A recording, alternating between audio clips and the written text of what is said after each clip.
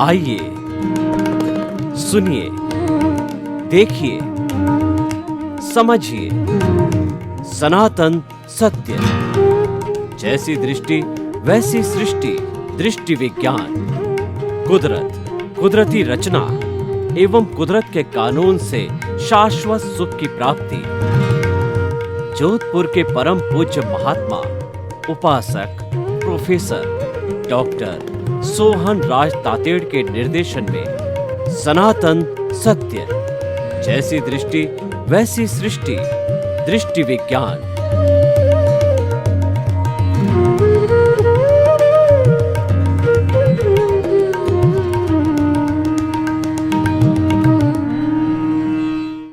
भाइयों और बहनों, मातृशक्ति को नमन। आज का हमारा सुंदर विषय है अभिप्राय एवं ओपिनियन। अभिप्राय और ओपिनियन दोनों का एक ही अर्थ है कि हम किसी भी व्यक्ति के बारे में जो अपनी राय देते हैं वो अभिप्राय है। यह व्यक्ति अच्छा है, यह व्यक्ति बुरा है, इस व्यक्ति ने अच्छा कार्य किया, इस व्यक्ति ने बुरा कार्य किया, ये ठीक कर रहा है, ये ठीक नहीं कर रहा है। ऐसा जो हम अपनी राय देते हैं उसको ओपिनियन कहते हैं, अभिप्राय कहते हैं। पर देखिए, वास्तव में ये तो सोचिए कि क्या मैं किसी के प्रति ओपिनियन या अभिप्राय देने का अधिकारी हूँ या नहीं हूँ। हर व्यक्ति जो जन्म लेता है वह अपने अपने कर्मों के अधीन जन्म लेता है। वो हमारे कहने से जन्म नहीं लेता है और न हम उसको जन्म देते हैं। हमारे स्वयं के जो बच्चों को हम जन्म देते हैं वो भी हमारा हिसाब है, क्योंकि पूर्व जन्म में हमने किसी न किसी प्राणी के साथ में अच्छा या बुरा व्यवहार किया है, तो वह इस जन्म में हमारा बेटा बन करके, बेटी बन करके वो हमको सुख देने आएगा या दुख देने आएगा। क्योंकि यह जो हमने पिछले जन्म में जो कर्मों की आंसर शीट कुदरत को दे दी थी, तो अब ये कुदरत तय करेगी कि वो संजोग लाके खड़ा कर देगी कि वो फला उस जीव को जो बेटे के रूप में जन्म दिलाएगी, बेटी के रूप में जन्म दिलाएगी, और वह अपने जो है वो कर्मों का हिसाब करेगा। हम 7.8 अरब की जनसंख्या के जितने मनुष्य हैं वो सारे पोस्टमैन हैं। पोस्टमैन क्या करता है कि वह जो है आर्टिकल्स या लेटर की डिलीवरी करता है। उस लेटर के अंदर 50,000 रुपये का चेक हमारे नाम भी हो सकता है या 50,000 रुपया भरने का नोटिस भी हो सकता है, वह कुछ भी हो सकता है। तो वो गलती पोस्टमैन की नहीं है, वो तो डिलीवरी कर रहा है, वो तो अपनी ड्यूटी कर रहा है। तो कोई व्यक्ति मेरे को गाली देता है तो वह कर्मों की डिलीवरी कर रहा है कि मैंने उसको पूर्व जन्म में गाली दी थी, मारा था, पीटा था, तो आज वही एक्शन वो मेरे साथ में कर रहा है। मुझे तो उसको अपना हितैषी समझना चाहिए कि वो मुझे एनओसी दे रहा है, मेरे जो है हिसाब क्लियर कर रहा है, मुझे मुक्ति जाने में सहयोग करेगा। क्योंकि मान के चलिए किसी का हिसाब बाकी है तो आप मुक्त नहीं हो सकते, आप मोक्ष नहीं जा सकते। एक एक प्राणी का हिसाब आपको क्लियर करना पड़ेगा। हिसाब को क्लियर करने के बहुत से साधन हैं, जिसका कि नाम है आलोचना, प्रतिक्रमण, प्रत्याख्यान। देखिए, कोई पैसे मांगता है, पैसे चुका दो, और उसके अलावा हमने किसी को कष्ट दे दिया है तो आप ये स्वीकार करो, आपकी आलोचना करो कि मैंने फला फला व्यक्ति को कष्ट दिया है, उसका नाम आलोचना है।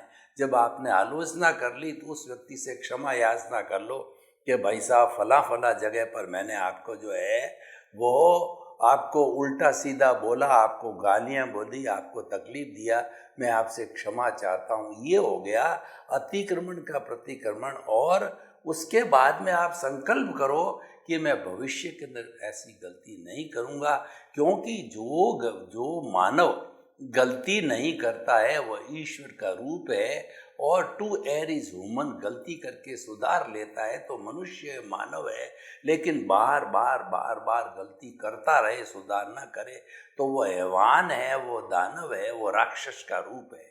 इसलिए भाई और बहनों, ये एक ऐसा अच्छा उपक्रम हमको भगवान महावीर ने दिया है कि आलोचना, प्रतिक्रमण और प्रत्याख्यान, इसके माध्यम से हम हमारा शुद्धिकरण करते जाते हैं और शुद्धिकरण होते होते जब प्योर शुद्धि हो जाती है तो हमारा सारी कॉजल बॉडी राग द्वेष समाप्त हो जाता है। अब देखिए, प्रत्यक्ष तो इस जन्म के अंदर तो हमको मालूम है, जब से समझ आई कि हमने किस किस व्यक्ति से किया है, उस व्यक्ति का हमारे पास एड्रेस है, तो आप चिट्ठी डाल दीजिए, फ़ोन कर दीजिए, मैसेज कर दीजिए और क्षमा मांग लीजिए, ये काम हो जाता है। लेकिन कई बार क्या होता है कि हम तो जो है जन्म जन्मांतर से घूम रहे हैं, तो वो मैं आपको प्रयोग कराना चाहता हूँ कि संसार रूपी नाटक से अध्यक्षण पर्यंत जिन जिन से हमारा जो है वो अव्ययवाद आत्माओं से, उन आत्माओं को अव्ययवाद कहते हैं क्योंकि हर एक आत्मा जो मूल स्वरूप में विराजमान है 84 लाख जीवा योनि जो उत्पत्ति स्थान है और उनकी संख्या असंख्य अनंत है, वो सारी अव्ययवाद है। विश्व मूल स्वरूप वाली किसी को कष्ट नहीं देती है, उसका संपर्क करने में किसी तार की जरूरत नहीं होती, संप्रेषण किया जाता है। जो ही आप भावना करोगे तो भावना उस आत्मा तक पहुंच जाएगी, वो आत्मा भावना मेरी आत्मा से करेगी तो मेरी आत्मा तक पहुंच जाएगी। तो वो हम प्रयोग अप्रत्यक्ष रूप से संसार रूपी नाटक के प्रारंभ से अब तक हमने किस किस के साथ में क्या क्या बुरा व्यवहार किया, उसका हम प्रयोग करते हैं। आंखें कोमलता से बंद, रीढ़ की हड्डी एंटीना की तरह सीधी रहे और आप जिस आसन में आराम से 10-15 मिनट विराज सकते हैं, उस सुखासन, पद्मासन, उस आसन में बैठ जाएं और दोनों हाथों की हथेलियां ध्यान मुद्रा में रखें और पूरा शरीर है एक जो है मूर्तिवत जो है बिना हिले डुले स्थिर करें। अब आप अपने चित्त को पूरे शरीर में घुमाइए, दोनों पांव के अंगूठे से ऊपर चढ़ करके और जो कमर के भाग तक, फिर उसके बाद में कमर के ऊपर, फिर जो पेट के ऊपर और फिर जो है हमारे सिर पे, हाथों में, पूरे शरीर के अंदर चित्त को घुमाइए और ऑटो सजेशन दीजिए कि पूरा शरीर शिथिल हो जाए, शिथिल हो जाए। अनुभव कीजिए, कोई अकड़न नहीं, कोई जकड़न नहीं, कोई तनाव नहीं, कोई स्ट्रेस नहीं, कोई स्ट्रेस नहीं, कोई दुख नहीं, कोई दर्द नहीं। मैं संपूर्ण रूप से शिथिल हो रहा हूँ। पूरा शरीर रुई की भांति शिथिल हो गया है। अनुभव कीजिए, आप अपने स्थान से 1 फुट ऊपर उठ रहे हैं, ऊपर उठ रहे हैं, शरीर शिथिल। अब श्वास दोनों नथुनों के बीच में श्वास को लीजिए और श्वास भीतर की ओर जाए। जब जो है पेट फूलना चाहिए और सांस बाहर निकले, जब पेट सिकुड़ना चाहिए, श्वास को लंबा, समतल, शिथिल, शिथिल, शिथिल, शरीर शिथिल, श्वास शिथिल। अब आप भीतर जाइए, जो आपका दर्शन केंद्र आज्ञा चक्र है, दोनों भ्रुकुटियों के बीच के अंदर, वहाँ पिंक कलर के परमाणुओं को जो है दोनों नाक नथुने से खींचिए और वहाँ पर जो है देखिए गोला बन गया है चमकते हुए गुलाबी रंग के परमाणुओं का। ये पीनियल ग्रंथि का जो स्थान है, ये आत्मद्वार है। भीतर जाना, भीतर जाइए, भीतर जाइए, भीतर जाइए, भीतर जाइए। भीतर का ही गेट लगे हुए होंगे क्योंकि परमात्मा के पास जा रहे हैं। भीतर जाइए, भीतर जाइए। अब भीतर पहुंच करके जो है आप अपने पितरों को कैसे बुलाते हैं, उसी तरीके से श्राद्ध के समय पितरों को बुलाया जाता है। हे सभी मेरे पितरों की आत्माएं, आप हाजिर हो जाइए, मेरा भोजन परोसा हुआ है, आप भोजन ग्रहण करके ताकि आपका तर्पण हो जावे, ताकि कि आपको जो है मुक्ति मिल जावे। तो आप जो है ये भोजन ग्रहण कीजिए। उस पितरों की तरह जो है आप संसार रूपी नाटक के प्रारंभ से अध्यक्षण पर्यंत अप्रत्यक्ष रूप से जिस जिस भी अव्ययवाद आत्मा से आपने उसको बुरा किया है, कष्ट दिया है, तकलीफ दी, उनको बुलाइए, आप सभी आइए और मुझे कर्मों से मुक्त कीजिए, मुझे एनओसी दीजिए। वो सभी आत्माएं हाजिर हो गई, समस्त आत्माएं हाजिर हो गई है। मैं उन समस्त आत्माओं को देख रहा हूँ, वे सभी मुझे देख रहे हैं। तो सबसे पहले मैं आप सभी से करबद्ध होके क्षमा याचना करता हूँ। मैं आप सबको क्षमा करता हूँ, क्षमा करता हूँ। मेरा जो है संसार रूपी नाटक से अध्यक्षण पर्यंत कोई भी दुश्मन नहीं है, मेरी किसी से कोई दुश्मनी, सबको क्षमा किया, क्षमा किया। मैंने सबको एनओसी दे दी, एक की भी बाकी नहीं। आप सभी मुझे एनओसी दीजिए, एक भी बाकी मत रखिए। आपकी जब एनओसी मिलेगी तभी मेरे को मुक्ति मिलेगी। मुझे एनओसी दीजिए, एनओसी दीजिए, एनओसी दीजिए।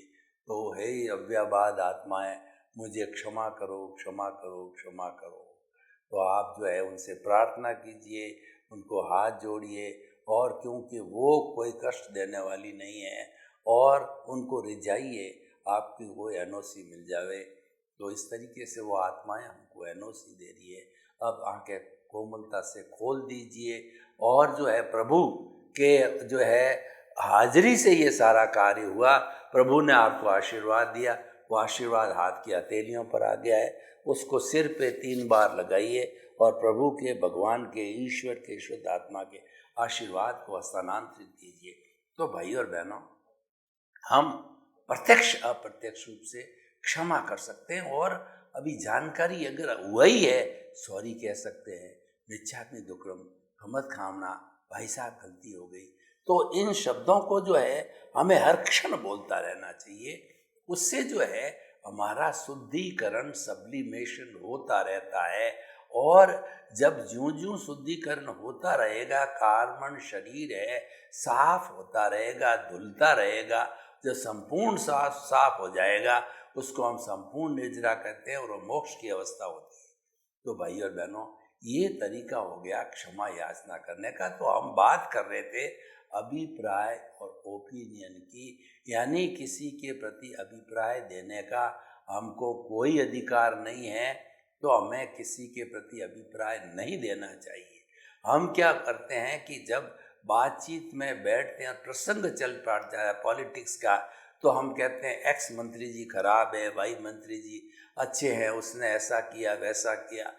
हम अधिकारी नहीं हैं, ओपिनियन देने के अधिकारी नहीं है, ओपिनियन दे देते हैं। जीवन में ये हम भारी गलती करते हैं।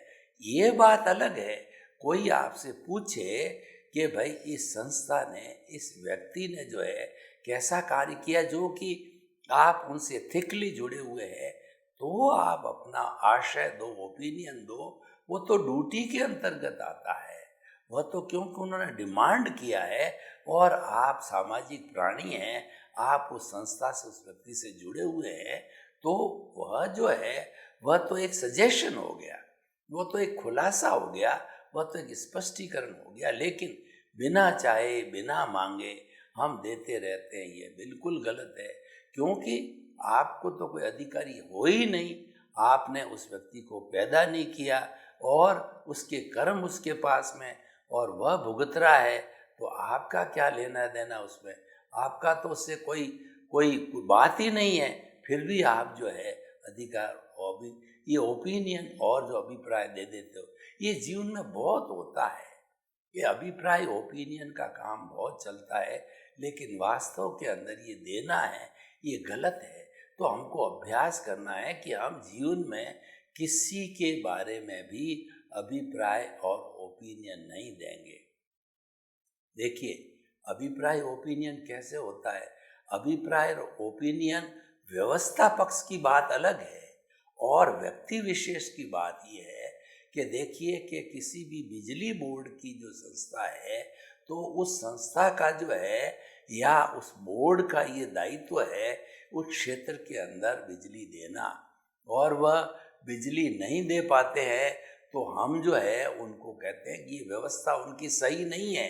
बिजली बोर्ड की व्यवस्था सही नहीं, आए दिन बिजली जाती रहती है, दिन में कई बार जाती है और कितनी तकलीफ होती है। ये अभिप्राय ओपिनियन नहीं है। अभिप्राय ओपिनियन क्या है?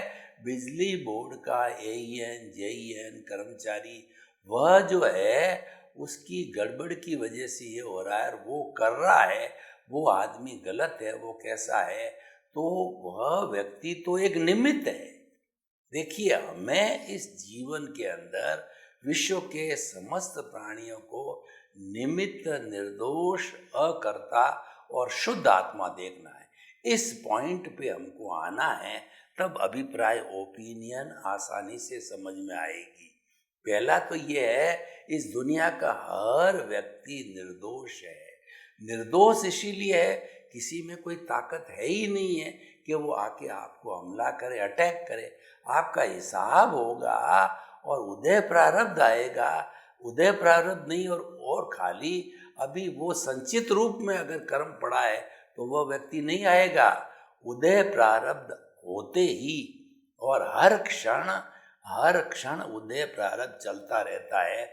उदय प्रारब्ध आया तो हमारी जो क्रिएटर ऑपरेटर डेस्ट्रॉयर कुदरत है वो फंक्शन में आती है, वो हरकत में आती है और उस व्यक्ति को जो वर्तमान में जिस पोजीशन में होता है उसको लाके खड़ा कर देती है और आपको पनिशमेंट या अवार्ड मिल जाता है।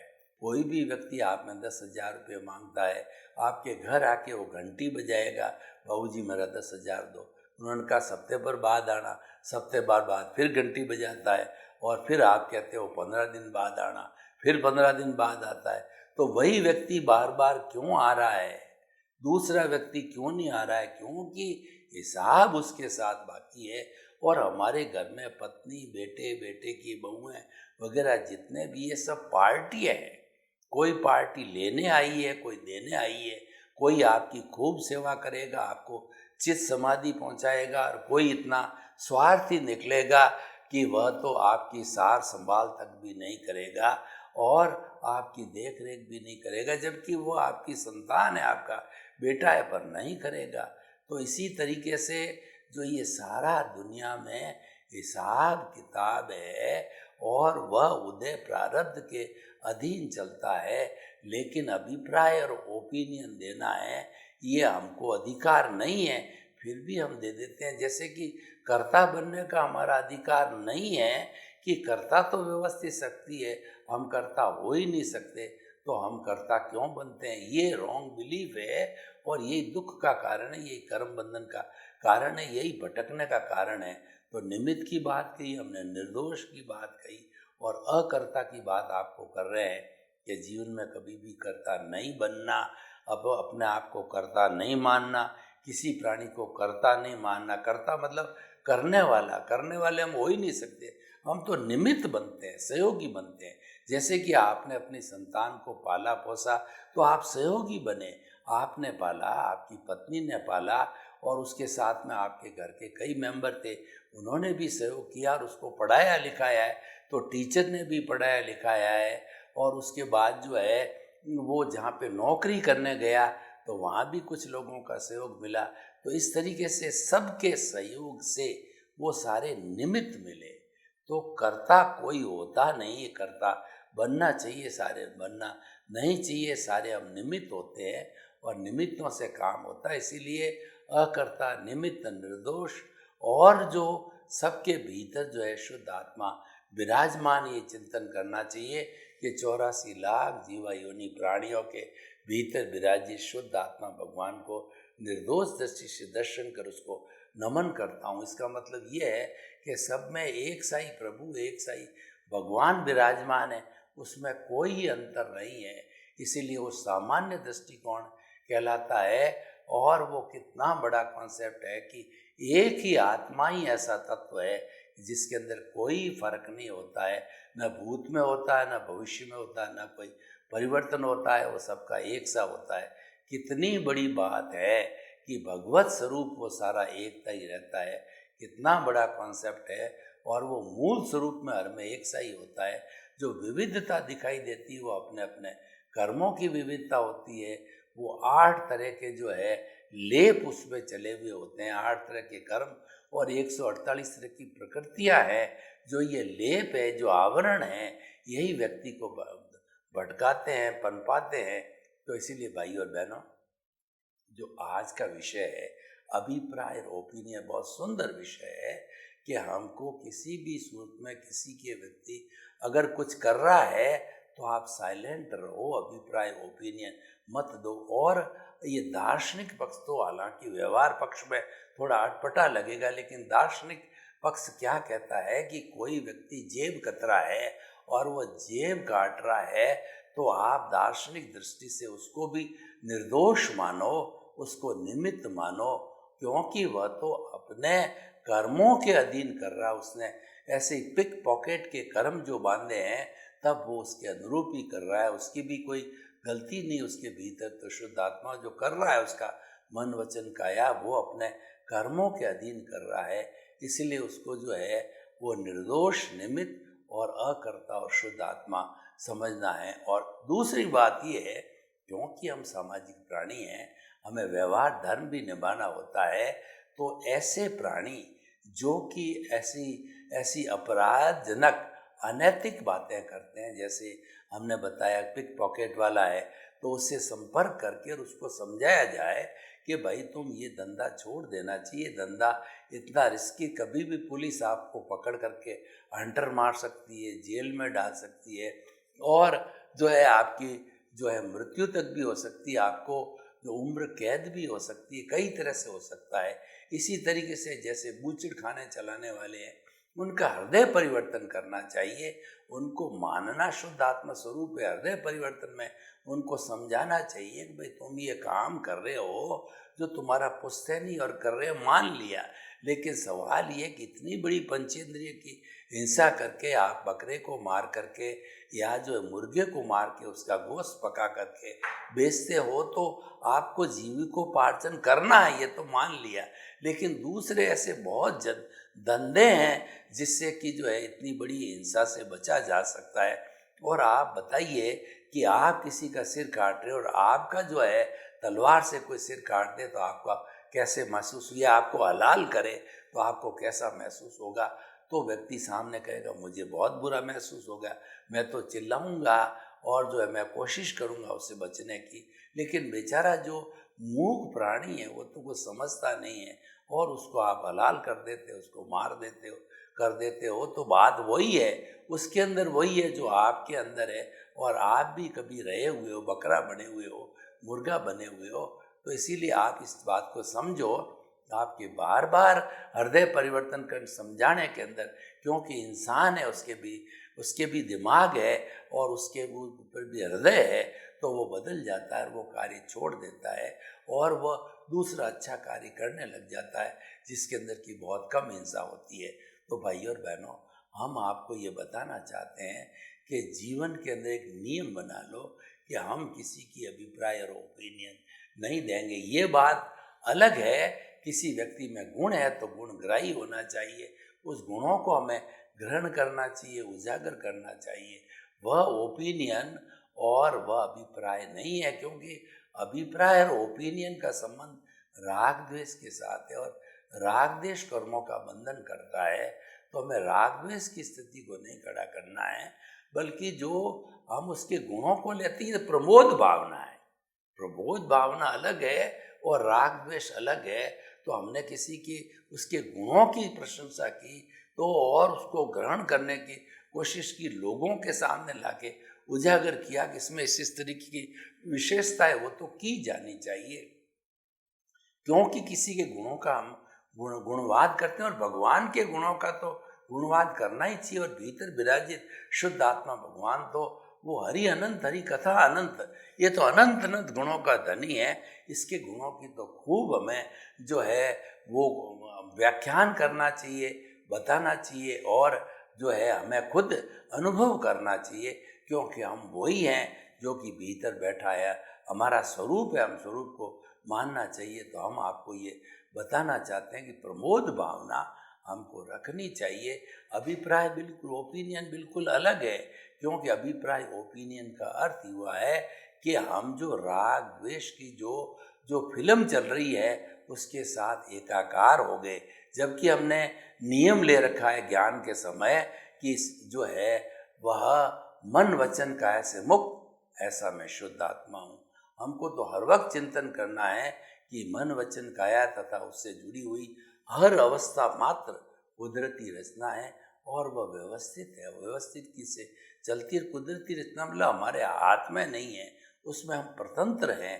हम तो स्वतंत्र किसमें हैं कि हमारी चेतना के कार्यकलाप में स्वतंत्र। चेतना से जो भाव सत्ता निकली है हमको ज्ञान देते हैं समय में, जिसको प्रज्ञा कहते हैं, उस प्रज्ञा के हिसाब से हम स्वतंत्र है और कुछ भी हम उसके अंदर अच्छा कार्य कर सकते हैं और अच्छी चीज़ कर सकते हैं। तो हमें हमेशा जो है वो अभिप्राय ओपिनियन से बच करके और प्रमोद भावना जो है हम वो कर सकते हैं, वो गुणानुवाद कहा जाता है और गुणानुवाद तो करना चाहिए।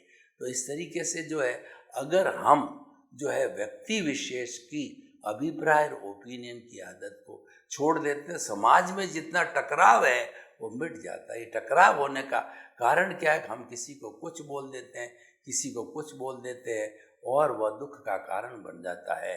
तो आप जो है अभिप्राय ओपिनियन देना बंद करें और व्यक्ति के गुणों का गुणावाद अवश्य करें। सर्वे भवन्तु सुखिनः, सर्वे सन्तु निरामया।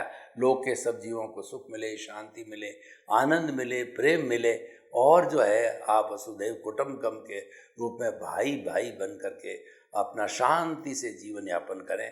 आपके प्रति शुभकामना। ओम शांति।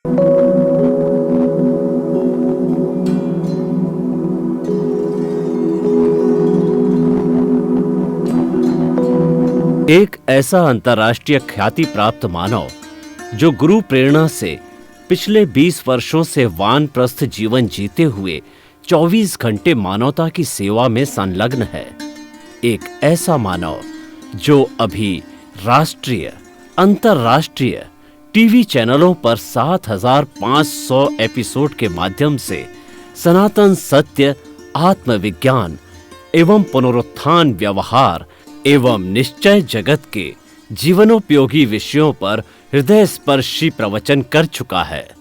उस मानव का नाम है महात्मा उपासक प्रोफेसर डॉक्टर सोहन राज तातेड़। प्रोफेसर तातेड़ द्वारा योग, दर्शन, शिक्षा विषयों पर रचित पीएचडी स्तर के 250 शोध ग्रंथ भारत के 100 प्रतिष्ठित विश्वविद्यालयों में शोधार्थी पढ़ रहे हैं तथा वे सभी शोध ग्रंथ वहां की सेंट्रल लाइब्रेरियों में उपलब्ध हैं। महात्मा सोहन राज ने अभी तक हजारों स्कूलों, कॉलेजों, विश्वविद्यालयों एवं संस्थाओं में सेमिनार, वर्कशॉप, कैंप लगाकर लाखों विद्यार्थियों को योग, दर्शन, शिक्षा का प्रशिक्षण देकर उन्हें सुसंस्कारित किया। डॉक्टर तातेड़ ने भारतीय संस्कृति उत्थान के 4000 से अधिक समसामयिक विषयों पर आर्टिकल लिखकर ऑनलाइन जर्नल, पत्रिकाओं, वेबसाइट्स पर प्रकाशित किया, जिसका उपयोग लाखों पाठक कर रहे हैं। उपासक तातेड़ के 5000 से अधिक आज का सुविचार, आज का शुभ संदेश, आज का मंगल भावना योग आदि चिंतन websites, Twitter, blogger, Facebook, YouTube माध्यमों से लाखों लोग अपना जीवन निर्माण कर रहे हैं। मानवता के मसीहा ऐसे महामानव महात्मा सोहन राज तातेड़ के प्रोफाइल को अभी तक विश्व के 20 लाख दर्शक यूट्यूब पर, 12 लाख गूगल पर एवं लाखों दर्शक फेसबुक, ब्लॉगर, ट्विटर और इंस्टाग्राम पर देख चुके हैं।